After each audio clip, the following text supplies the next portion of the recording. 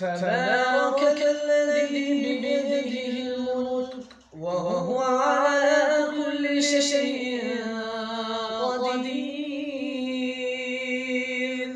الذي خلق الموت والحياة ليبلوكم أيكم أحسن عملا وهو العزيز الغفور.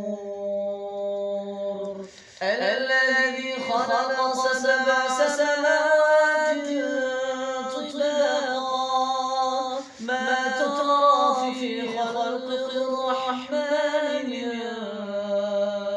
تفاوت فارجع البصر هل ترى من فطور ثم ارجع البصر كرتين ينقلب إليك البصر خاسئا وهو حسير.